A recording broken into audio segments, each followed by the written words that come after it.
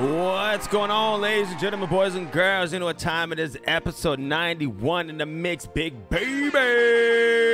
We got a special guest here for y'all. Before we get started, you know what time it is? No financial advice at all, but if you got yourself an iPhone and or an Android, do yourself a favor, stay up to date with the latest cryptocurrencies and NFTs. Without further ado, I am your host, Ganis TV. What's going on, y'all? And let's get to it.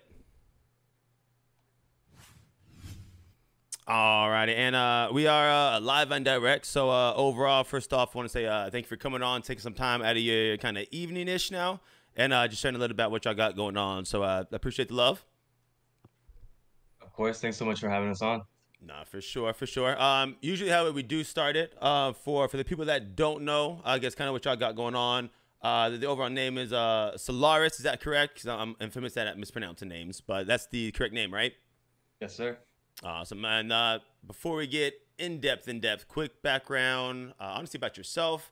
Really, what were you doing before kind of crypto? How did you get interested into crypto in general? Doesn't matter if it was good old BTC, Ethereum, Solana. How'd you get introduced to crypto, and how'd you find Solana? Gotcha. Yeah, well, hi everyone. My name is Spizerp, and I'm kind of the head of marketing for Ether Labs, running on Solaris and Ether City. I'm currently 22 years old. I'm actually graduating from college in about 2 weeks, so excited for that to be done. Oh yeah, brother, Graduating with a congrats. thank you. Yeah, no, I'm excited. It's been a long journey, but it's finally happening, so it's pretty cool. But I'll be graduating with a double marketing, business administrations, and a minor in economics. I just wrapped up about 2 weeks ago a year at Intel. So I'm full time in Solaris right now, working on kind of just getting us out there as a brand and as a platform for users to explore in a digital space. And yeah, a little bit of myself. I started off with crypto back in 2018, investing in like Ethereum, Bitcoin, just your traditional assets like those, right? And kind of fell into the NFT scene in the early summer of 2021, kind of when people started seeing like a resurgence in interest back then as well. But I've been invested and interested in crypto, blockchain technology in general for a while now. And this new usherance of Web 3.0 and like digital asset ownership has been really cool to see. And I just kind of am motivated just by innovative technologies. So yeah, No, no, I love it. So I always been, I guess, a little techie in that one. Um, yeah, with the so you kind of gave us, I guess, a background on that one on the project. I guess a little bit more. yeah. So you're with the marketing.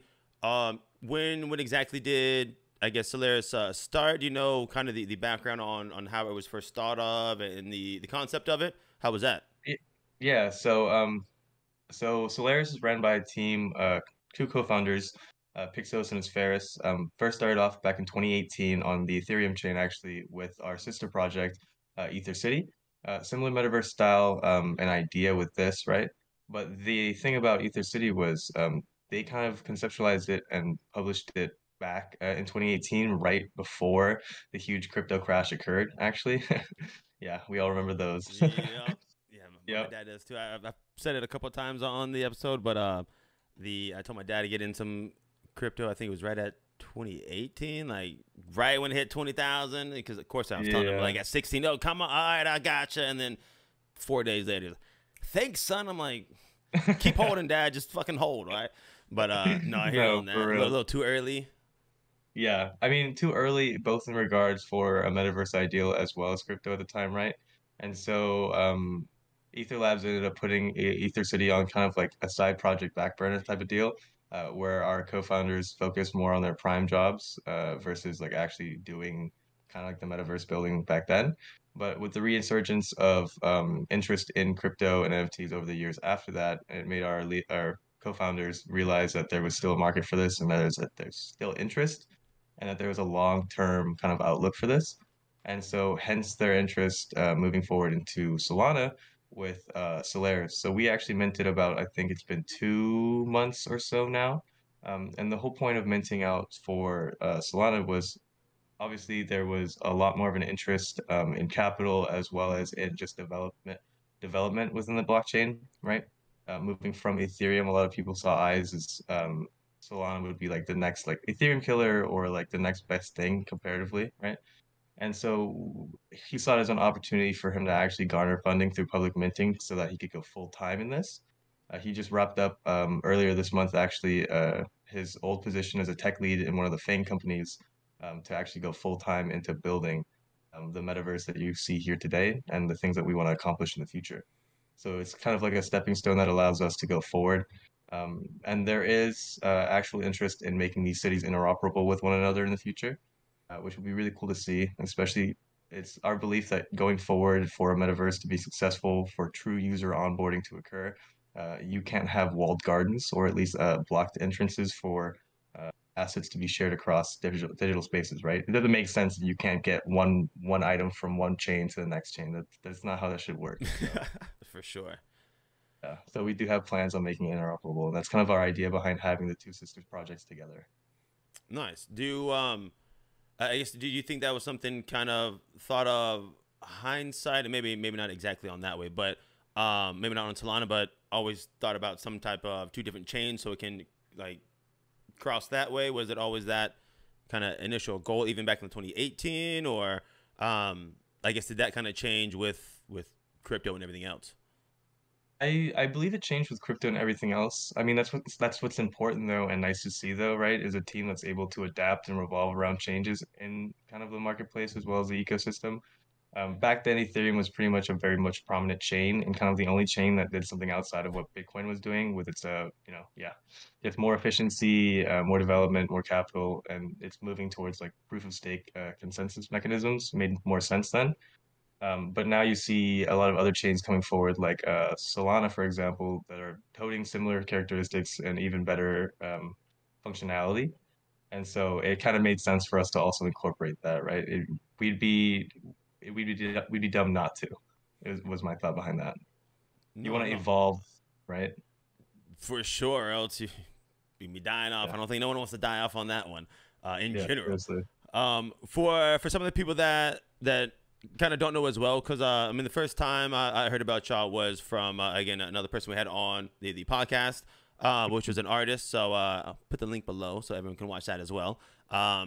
But how, I guess, is it just geared to I guess artists? Is it geared towards like any NFT project? Can a person themselves, get it on I guess for the screen? I don't know if you can see the one I'm looking at. Just on the Yeah. main screen with the I guess the grid and all. Like what for the person that doesn't know what's going on? What is going on? What are we Yeah. looking at? So let me start off by explaining a little bit more of what Solaris is itself, right? So Yeah. Solaris is a web-first metaverse. That means that it can be operated through your web browser on both mobile and desktop devices. Our belief is that for something like this to be successful and for users to actually come on and like be able to enjoy it, it has to be easily accessible by your modern everyday users. And that's not necessarily accountable for like the Web 3.0 individuals, but also accountable for the Web 2.0 individuals, the people who have never actually gone into spaces like this or even like seen crypto or thought of it. And so creating a link that can be easily shared for users to like showcase their NFT collections and have actual users walk through spaces and stuff seemed like the best way to go about onboarding new users outside of the Web 3.0 space. And so that's kind of our vision currently with what we're building here. Specifically, what you're seeing with this is our city view. It kind of showcases the buildings that we have within our Solaris city. If you actually click on one of those buildings, it'll break down the view into a more specific view of the units within. Um, it's kind of janky sometimes. Try clicking on one of the buildings. Yeah, there we go. And you see the individual units inside those. Those are all inhabited by other people as well. Really? And So so the whole our thing like a skyscraper basically. Each yeah, level is all right. yeah, Okay. consider it like a highly condensed cityscape, right? Like New York, but like times 10 in volume, like altogether, right? But our goal is to also incorporate, of course, an open world view for users to be able to walk through the city itself. Um, Hence, that's why we kind of had the view set up like this and kind of adds value towards building ownership as well. Um, for example, you see the wraps on the outside of the buildings; those are all incorporated by building owners themselves, and so you can consider it as like advertisement, right? Like real estate, like prime advertisement spaces. And so when we do incorporate the open world view, users will be able to walk through the city, see the skyscrapers, see the advertisements and the billboards placed outside, and really be able to like kind of get that feel of being alive in a city. And so hence the city view portion of it all. But more specifically towards our offerings and what we have available now for users, it's not necessarily something geared towards one-on-one artists specifically, but it definitely meets that criteria very well, right? Our whole goal is to create a type of platform that allows users to showcase their NFTs outside of their traditional wallets, Nice. especially, and this panders really well to the one-on-one art scene, especially since like a lot of these artworks are created with a lot of detail and depth and require um, more viewing capacity than just a simple 3 by 3 kind of like thumbnail in your wallet, right? Yeah. So we want to create something that allows users to actually like view and experience the artworks as intended by the artist because they put so much time and work to actually creating these artworks that why not, right? Why don't they have the ability to do this? And so it kind of turned towards more of a gallery option for a lot of artists.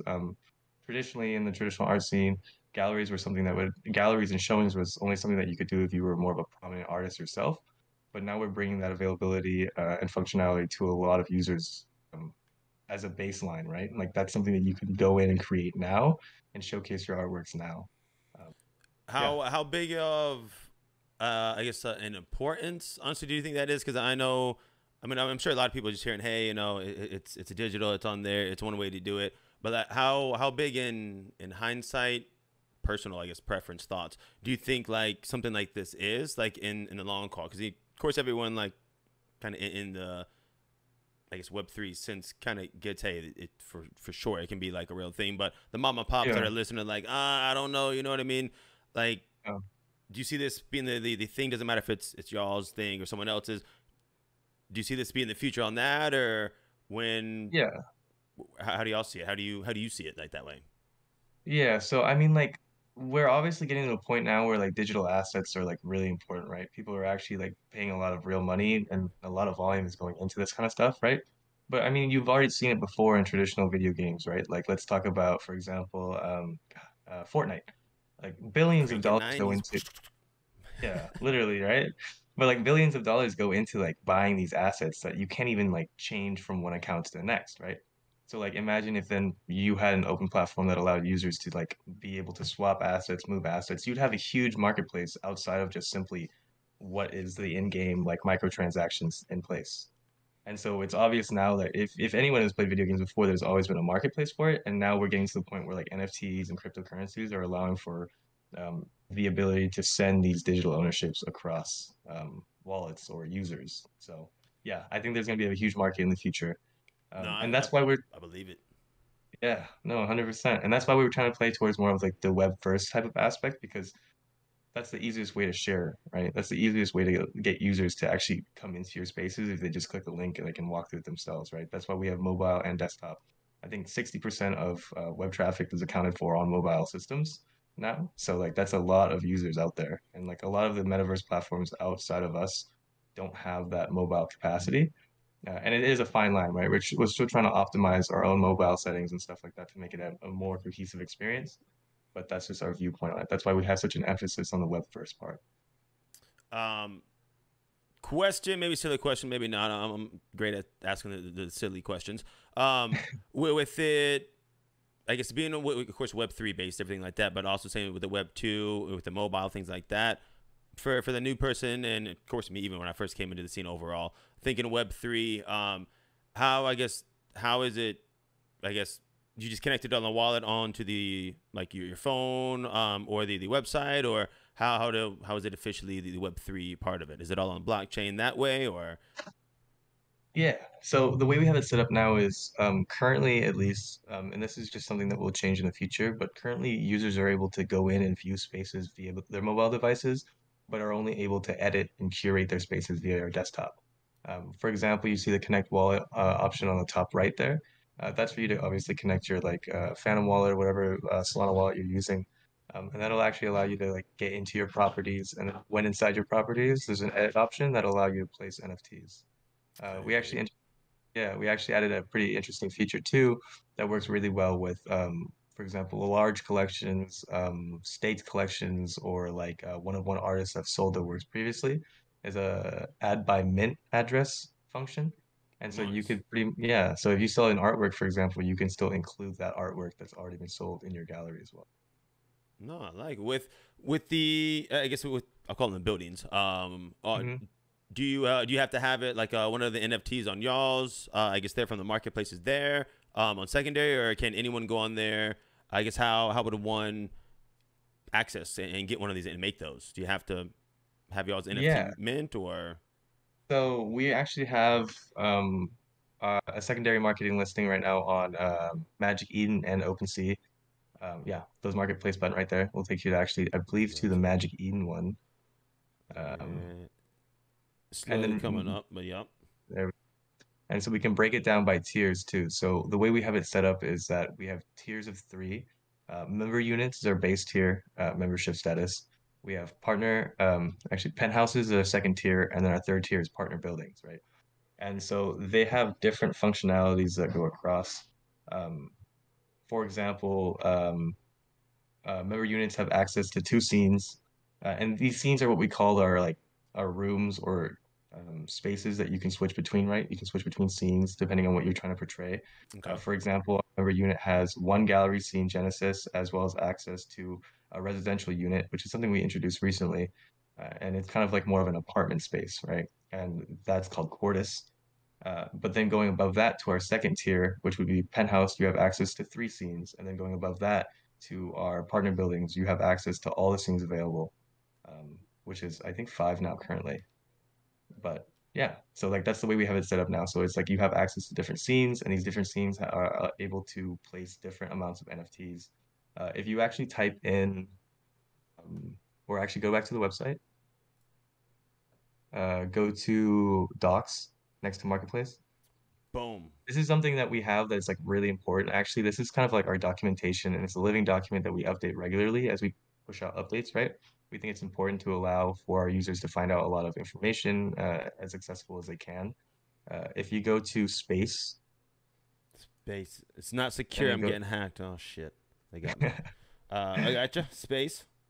yeah, and then go to scenes Mm, and see there, right there. That's the placement availability for our scenes. Okay, so we have four scenes total currently, but we're introducing a fifth one now, actually, to partner Oh, buildings and alpha penthouses. alert, ladies and gentlemen, boys and girls, baby. I mean, depending when this goes out, maybe it might be alpha, maybe you might already know, but there we go. Yeah, yeah, Um, so that'll be pretty cool. with the project, and maybe you can mention some of the things that maybe have or haven't occurred. For people that Mhm. are listening in, what kind of honestly hiccups have you had along the way that Mm. maybe y'all knew were going to be coming, or even if you didn't know, like what were those major hurdles y'all had to get over and cross? Yeah, so I guess one of the biggest things that we are, which is it's kind of like a blessing and a curse, right? We're a smaller team. Like I'm like the third employee in the core team, and we have one lead developer who is one of the co-founders, and then one environmental designer who sets up the scenes, who's the other co-founder. And so we're pretty much basing a lot of what we're doing on one developer, which means that he's very nimble and fast and can pivot very easily with like suggestions from the community, right? At the same time, it wouldn't be as fast if we had a large team being able to push out multiple updates. So we stay pretty focused on what we want to accomplish, which is good and a bad thing, right? Because you don't have all these extra other functionalities and features that we wish we could have pushed currently. We're working on our best possible product now. If you click on the roadmap button to the left, actually, um, second one from the bottom. Yes, sir. Um, this is kind of like our timetable for where we've been and what we hope to accomplish. And it's actually been going like really well, and we've been meeting all of our deadlines and roadmaps Nice. earlier than expected for a lot of them. But we did have one hiccup actually earlier last week. And this is the first instance that it happened, but it was a data corruption incident that occurred while we were trying to push one of our re-architecture updates on our back end. And what that did was it kind of it wiped clean everyone's spaces, and so users who had already populated their spaces had to repopulate their spaces, redecorate their Oh spaces, damn. and then yeah, and that takes time, right? And that's annoying, like really annoying. But of course, we learned from that, and it's still very early in the process because we're still continuing to build. It's like growing pains. But we've instituted new, for example, what is the word I'm looking for? Safeguards to make sure that doesn't happen again, like a staging room to test updates before pushing them publicly to mainnet, right? more automated updates to make sure that our saved data stays saved, and like separating that from the actual overarching connection to the whole development process, so that in case something gets corrupted, it doesn't reach that far back into this like siloed data. We're doing things now that are making it a lot smarter going forward, but that's something that would have been caught, for example, if we had a larger team, right? Best practices and things like that, because more eyes are on the project, more eyes understand like this needs to be changed, this needs to be fixed. But that's right. And but because of how small we are, we're really quick with what we're trying to push. So good and bad. No, no, 100%. With I guess maybe question, or is there any help y'all are kind of looking for? And of course, with help to an extent, has pay stuff like that. So being a small team, Yeah. I don't know how that stuff is with y'all. But if there are people listening in and are interested in general on maybe helping or something, are y'all looking for anything like in particular, or for the most part, y'all pretty set, good core group, Yeah. or Yeah. So currently the way we have it set up is that we'll meet all of our roadmap plans fully with what we have now currently. So we don't need anyone else. I mean, we're always open to applications or people who are interested in like reaching out and like wanting to work for us. Like we'll take a look, right? We'll consider it, of course. But our plan now is to ship our MVP, our minimum viable product, which is slated for the end of July, which will be our roadmap 1.0. And then when introducing roadmap 2.0 and more ambitious development and updates in the future, we'll of course be looking to onboard more developers to make that possible. So currently, for now, we're set. Like things are looking good, and things will continue going at the pace it's been going at, and we'll continue delivering on our promises and what we've been doing. awesome. Um, No, I love it. yeah, Question with because I mean I've seen of course other similar projects like this around. I know you were talking about with the galleries, things of that nature of it. Is it just gonna be like just the JPEGs, pictures that way, or GIFs that way, or is it gonna be like movies, or is it gonna be some type of free range where it's like you can watch a movie like in there with groups of people? Anything I guess either one of y'all are working on that I guess y'all can tell us on, or can you yeah, do those things now?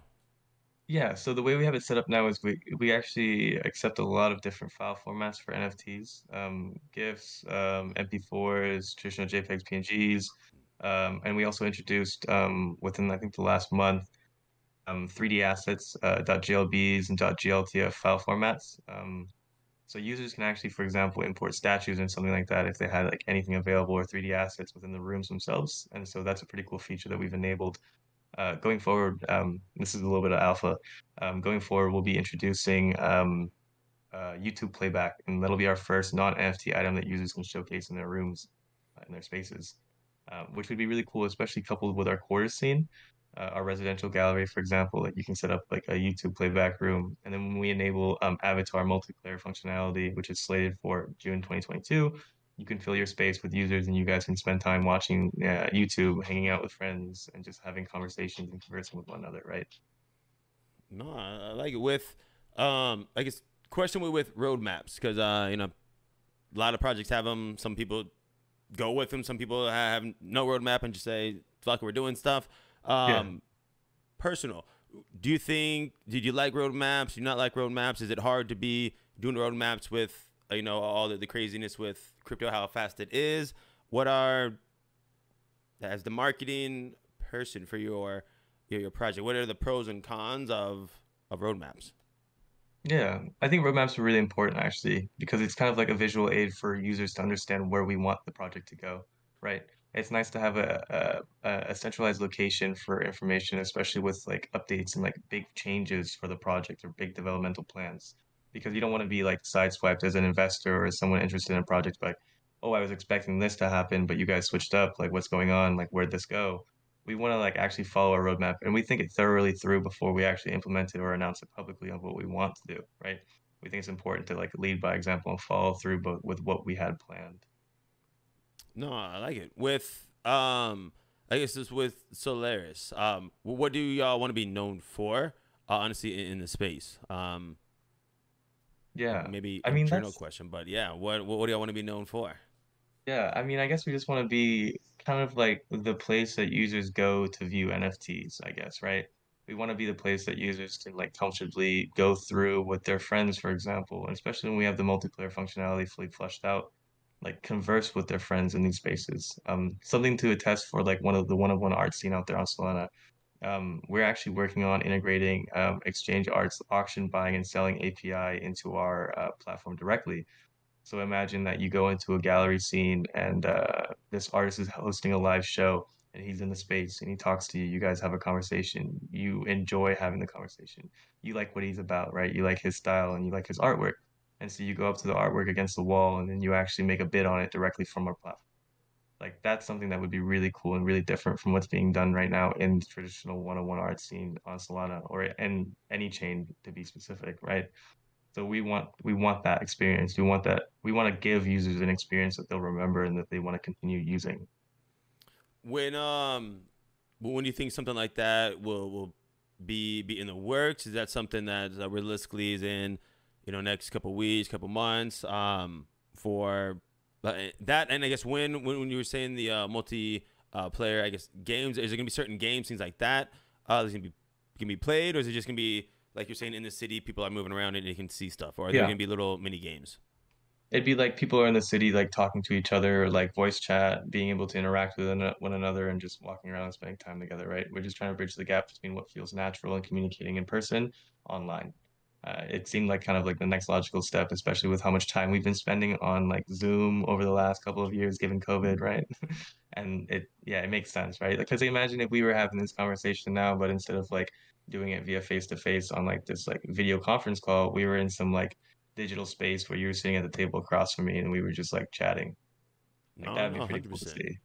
Yeah. With I mean, and then I guess we did the last couple questions. Again, I don't want to keep it too long, and again, like I said, I don't want it to feel like a crazy work event. More of just a conversation, see what's going on.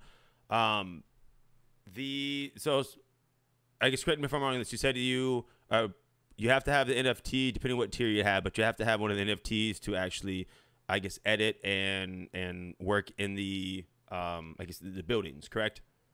Yeah. Yeah. Okay, So ownership allows you to edit and curate, but anyone can view. heard that. Yeah. Um, I guess another question with the well, I guess even on your end, I mean, you look like a pretty young dude yourself, bro. You know what I mean? You're saying about a graduate college, so Yeah. um, maybe an easier answer to answer yourself. But did you always see yourself working? I guess in crypto. I know you said you were working for I think you said Intel beforehand. So Yeah. I guess was it always a passion with electronics? I'm assuming computers, maybe not on that one, but when I think Intel, I'm thinking graphics cards and Yeah. processor stuff.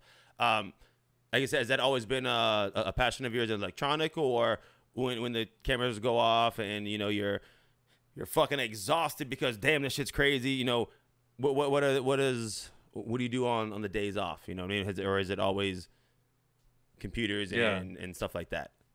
No, so I really enjoy I don't necessarily think that I saw myself like actually like doing this before when I was younger, right? Like originally like I'm a big fan of art and before I like to make art originally when going to college my initial plan was to be a graphic designer, but then I switched it up because I thought I could per se I could make art as a hobby, but I couldn't manage millions of dollars as not as like, as a hobby. I couldn't do that, right? So like I switched to being more of a business oriented profession and going that route.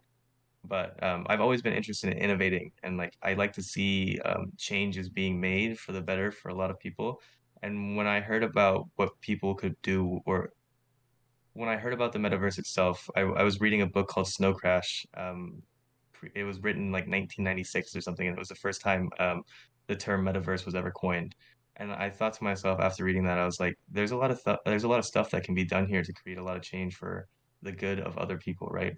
Like imagine, for example, if you were in a small rural village somewhere in like a third world country, and you didn't have access to like anything outside your city or your village, but the government instituted these like educational hubs or internet hubs, and they like hooked up VR headsets there. And you go there for the first time, you put on these VR headsets, and you see something that you've never been able to see before. You experience something else outside of your own small village or community, and you bring back those ideas to your own place, and you start building from within, right? You create a change in your community that you want to see and that you want others to experience too.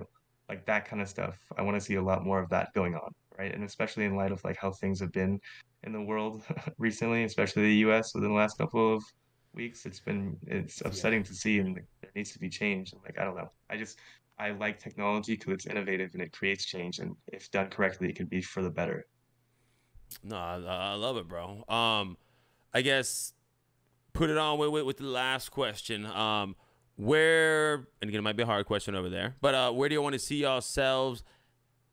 We got a roadmap in front of us, of course. You know, Yeah, April, we got an exchange art. But where do y'all want to see yourselves, like, again, year, 2 years down the road? Of course, fucking crazy down the road. But yeah, where, like, what do you want to see when you look back, you know, a year, 6 months, and y'all either made it, hopefully, or not made it again? I don't know anything. But Mm, what do y'all, again, I guess, I mean, what do you want to be known for? But what do you want to see personally looking back? Like, what's yeah, that itch? You're like, man, I want this to happen, but I don't know if it is. yeah. What is it? Yeah, no, I want to see this as builders still, right? Like at the end of the day, like regardless of like market mechanisms or floor price or like perception around that, we're building something that we're proud to be building. We're building something that we want to see others use and that we're excited to see others use, right? And so being known as builders is kind of one of the biggest things and kind of really underrated currently, in my opinion, within the Solana space. Because a lot of people are focused so much on like flipping for profit versus investing in like actual sound products or things that actually have legs that can go the long distance, right? And that's what we want to do, regardless of highs and lows, regardless of if Solana tanked to like $10 like tomorrow, we're still going to be here. We're still going to be building. We're going to still be developing a platform that we want users to enjoy and that us ourselves can enjoy. No, man, I love it. With I guess people that are listening in general, where's the best place, excuse me, to find y'all? Is it Instagram, Twitter? Y'all got a Facebook? Like where the shout outs? Where can people find y'all at? Yeah. One of our most popular places with like updated information and like regularly posts would be Twitter. You can actually go to our Twitter and you'll find kind of a link tree within our like pinned links. And so there's like where you'll find our website, our Discord, documentation, marketplace, and so forth. But Twitter is definitely going to be one of the best places to go. We post regularly. We have a lot of updates, and we actually push updates on a weekly basis, developmental updates like ease of use kind of updates for UI stuff too. And so we're constantly doing stuff. And if you want to stay kind of in tune to what we're doing, what we're building, check out our Twitter. Definitely join our Discord and yeah, pick up a unit if you want to try it yourself. But I would recommend checking our documentation before that too, right? It's important for our users to be educated about what they're purchasing. We don't want them just to buy something that they won't use. We want them to actually use the spaces. Um, Real quick, actually, if you go on our Yeah. website and go to the home page again, yeah, just click that. On the bottom left, you'll see something called Spaces. Click that, and that's kind of a demo space. Actually, if you full screen that, right there, yeah,